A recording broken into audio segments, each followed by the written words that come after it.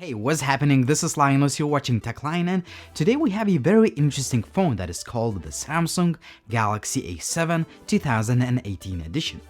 So what's special about this phone? This is the first Samsung device that has a triple camera setup. Also, the phone has a premium design, great display for the price of about 340 euros here in Europe, but it doesn't mean it's a perfect device. That's why you need to watch an entire video to learn all the pros and cons of a brand new Samsung Galaxy A7. Stay tuned.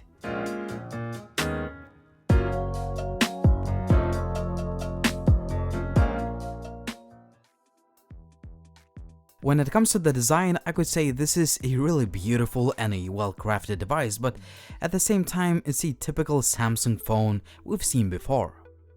Depending on the region, the phone comes in gold, blue, black, and pink colors. Glass on the front and rear, glossy metal frame, nice metal buttons, and excellent build quality. I've said this so many times in a Samsung phone video, but what's new? The Galaxy A7 is the first Samsung phone ever to have 3 cameras on the back.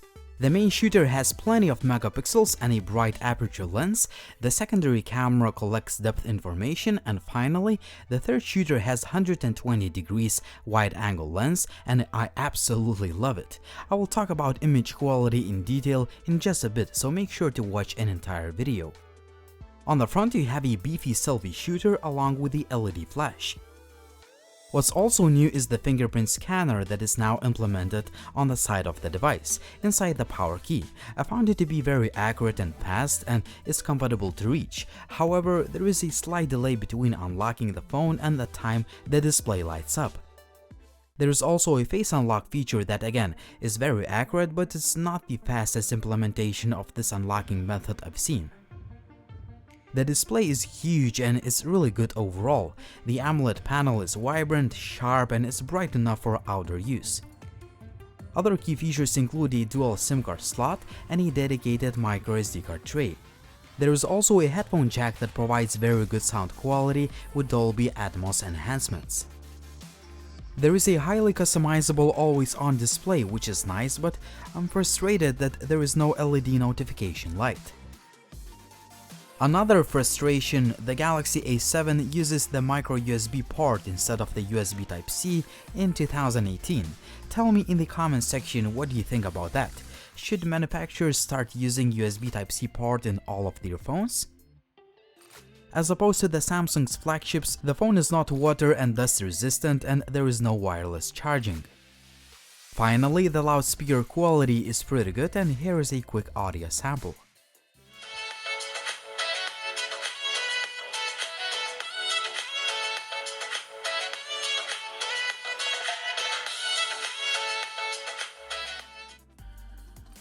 The Galaxy A7 ships with a Samsung's mid-range level processor that is capable of easily handling day-to-day tasks. Gaming performance is also very good. I was able to play games like Asphalt 9, Asphalt Extreme, and Shadow Fight 3 on the highest graphics settings without any issues. PUBG runs fine on medium graphics with just a few skipped frames but no lag. Finally, I didn't notice any overheating issues. User interface reminds you this is a Samsung phone in a couple of ways. You get a heavily customized skin that is built on top of Android 8.0, which is however not the latest version of Android. Well, it's usual for Samsung, software updates come a little bit later. As usual, there are plenty of features and customization options that I've talked about a lot of times when reviewing a Samsung phone. In short, you can change a lot of settings, looks, and the phone will be quite fast and smooth while doing that. There are plenty of themes, advanced and smart features, and so on. One of my favorites is the ability to pull down the notification shade with a side-mounted fingerprint scanner. The overall performance is great too. The applications open and close fast, there are no hiccups or lag.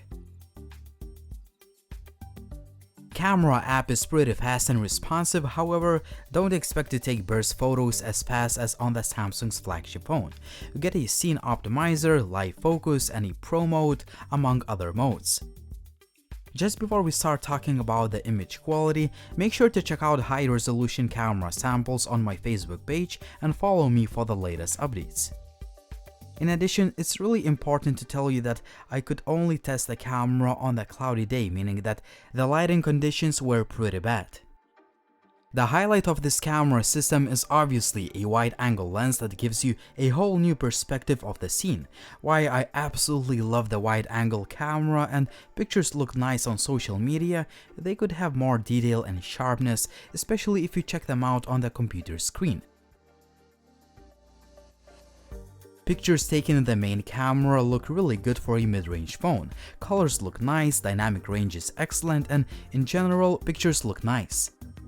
There were just a few shots where I wanted to see more detail and the colors were a little bit off, but again, the cameras were tested on a cloudy day.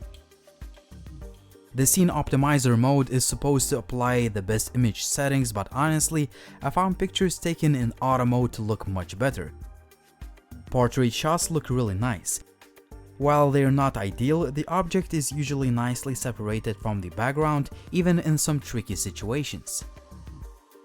Low light image quality is decent if you don't take pictures of lights or well-lit objects. If you do that, images simply will not look great, and this is the department where Samsung could improve the image quality with a future software update. It happened so that I took most of the selfies in portrait mode and the pictures came out really nice even in poor light. Most of the time my face and head were nicely separated from the background. There is also a selfie lighting mode that did not make me look good at all, so I didn't use it. If you tend to take selfies at night, the front-facing LED is really powerful and you can adjust the intensity of the light manually. Honestly, these are one of the best selfies taken in pitch darkness I've seen. In fact, I had to reduce the output of the LED light. 1080p is the maximum resolution this phone can shoot videos. The quality of footage is very good and is really smooth. A few complaints are that the continuous autofocus is very slow and there is quite a bit of noise in the footage. 1080p selfie video looks quite nice and sound recording quality is good too. As you can see, this is handheld video. I'm not using any stabilization tools, but this test is a little bit different because I'm still walking with crutches. 720p slow motion video looks good even in poorly lit room.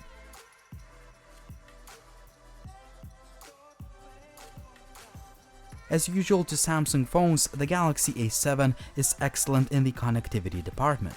Call quality, signal reception have been solid, GPS is very accurate, and there are plenty of sensors. Also, my European model has NFC, but this feature may be missing in other regions. Battery life has been really good. My record screen on time was about 10 hours when I tried to squeeze out every minute out of this phone's battery. On average, you should expect to get about 8 hours of SOT, which is still a very good result. The charging time with a supply charger is about 1.5 hours. The Samsung Galaxy A7 2018 edition turns out to be a solid and premium looking mid-ranger, but it definitely has a few cons to consider. First of all, the Galaxy A7 is not water and dust resistant. The phone uses a micro USB port that many users find outdated, and there is no LED notification light. I also wish that future software updates improve low light camera performance and images taken with a wide angle camera had more detail. Finally, you can argue that the phone does not have 4K video recording, but you get high quality 1080p video. Now the pros. For the price of about 340 euros, you get a premium phone that looks like a flagship, a brilliant AMOLED display, 3 cameras that let you be more creative and take really nice images and shoot high quality video. The Galaxy A7 also offers good overall day-to-day and even gaming performance, solid battery life, and a dedicated micro SD card slot. At the end of the day, the Samsung Galaxy A7 definitely has some flaws to consider, but overall, this is a very solid premium mid-range phone that I can recommend you checking out. I hope you guys found the summary of pros and cons useful, and use the comment section down below. I'm curious what you think about this device. Would you choose the Galaxy A7 2018 edition, or would you choose another option for this price? As always, like the video if you liked it, please subscribe to the channel if you haven't already, and as always, it was Linus, thank you for watching, and see you soon.